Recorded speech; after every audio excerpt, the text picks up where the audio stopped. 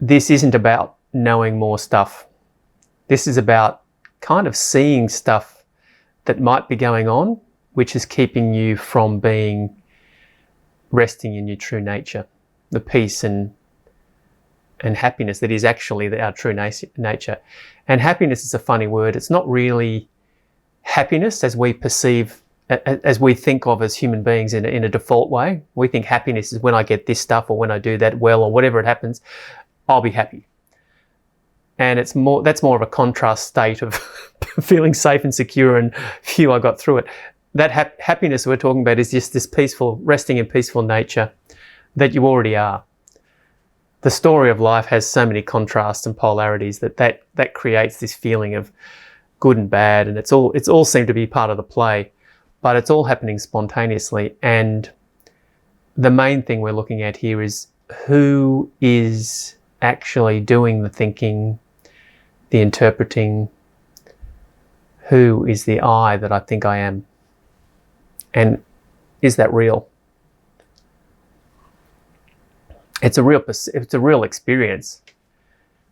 Supposedly, it's apparent real experience. I don't get too hung up. These are all just words. I use I, we use we, you, me. They're all just words to try and point to something that is pretty indescribable without getting caught in the story again. So they're just pointers. Everything that happens here is just pointers, and then they can just be let go of. Don't try to hang on to them, and don't try to think if they're wrong or right. I'm sure there'll be words that appear that are just, if they're interpreted or picked apart, they'll be said, oh, I see, there's an I there. Yep, maybe. The personality will do what it's doing. The character will do what it's doing. But the intention here is just to guide ourselves back to looking into what really is going on in our essence, in the essence of all this that's being expressed. It's like it can go full circle. You know, we start off in our spiritual, or we start off with whatever's happening in a life, and there might be suffering, there might be experiences that are unpleasant, and it seems to be that can start this process happening, whereas some people are just spontaneously peaceful. It's not personal, it's just good luck to them. It's just what's happened in life. There's no actual person that has chosen to be born as this or that. It just arrives that way. And actually, it's all a story anyway. You know, there can be apparent suffering and pain, and here that feels less than ideal. I as this character, as this expression, seems to have a seeking towards peace and harmony and happiness. And I guess that's what this exploration is heading towards.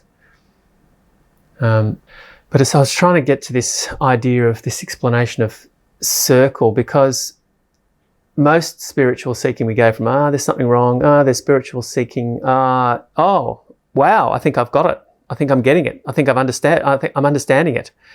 Okay, now I can be better at this. I can drop all of that. There can be less me getting in the way and getting all that noisy stuff. Oh, wow, I'm getting there. I'm getting freedom, liberation, awareness, awakening. This is all great. And that way I can get rid of the me and everything will be good. And then the me comes back a bit and it's like, oh man, I thought I got rid of that me completely. Oh, hang on, what have I got to do to get rid of the rest of the me? Because if I get rid of the rest of the me, then I'll be in peace. It's all a funny, confused story, by the way. And then it's like realizing that everything about that personality, that character that has arrived like this today, those characters, you didn't choose who your parents were, you didn't choose when and where you were born, you didn't choose every single millions of experiences that have led to this reaction or experience that's happening right now. You didn't choose any of that. You didn't choose your DNA. You didn't choose the epigenetic expression of instincts that have been, changed and passed down from generations, which can have energetic tension, or who knows how it all works. But it feels like there can be energetic unresolved issues in the whole experience, which can be passed epigenetically down through generations. So you didn't choose any of that. The you that you feel like didn't choose any of that. So when you're going through and you're going, I just need to get rid of this stuff and then I'll be all right, okay? Firstly, there's still an attachment to the I that is supposedly the one that's doing all of this. But what can be seen is, if it comes full circle, it's actually that whatever this character is, that character, whatever that human feeling is of being I and me, with all its supposed imperfections, including anger or joy or frustration or unworthiness or anything that's happening as that human experience. You didn't choose any of that. It's just the way that human life expression is doing what it's doing, and is actually life expressing that way. It's not you. You are not doing that. You are a story that has happened through all of that.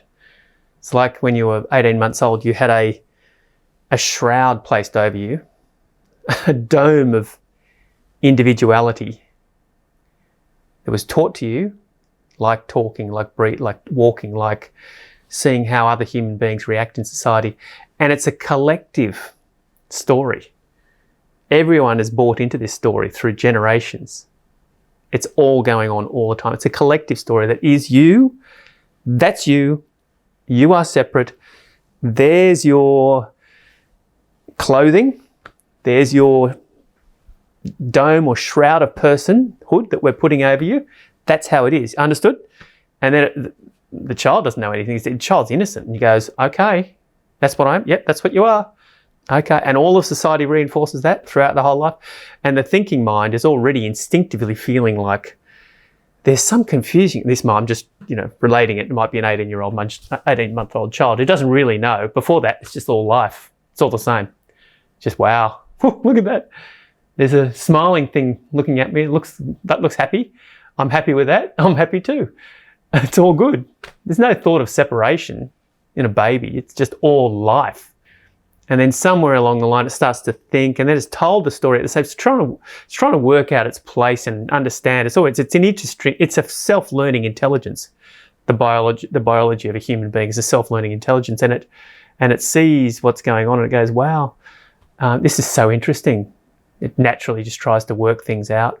It's just what human minds tend to do. But at the same time, it's indoctrinated with a story. Here's the shroud, the clothing, the dome we're putting over you, as that is you now. This is your separation. We're giving it to you as well in an idea. And then you go, oh, okay. And you're learning. It's all confusing. The human life expression is learning and looking at things and going, okay, that's interesting. I sort of feel like I've got these instincts. That's not thinking this, but it's got these instincts of survival, which comes from the body needing to survive and be separate. And now I've got thoughts as well. So maybe the whole thing needs to survive. So I need to survive as a personality, that I've kind of seen my thoughts, and it all gets tangled up. As well as that, the collective story of society says you are a separate person. This is your name. This is your serial number, and you are different. You are separate. It's actually just a story. It's just life. It's a life expression here through a body. There's life expressing in a plant there that doesn't seem to have the same introspective thinking process, but it's life. It's the same life. It's just abundant, vibrant life everywhere. And the experience of being a human being and the experience of being I is part of that beautiful, open expression. Except in human beings, we've contracted it back to making it an object, a real entity. And if you look for that entity, it can't be found.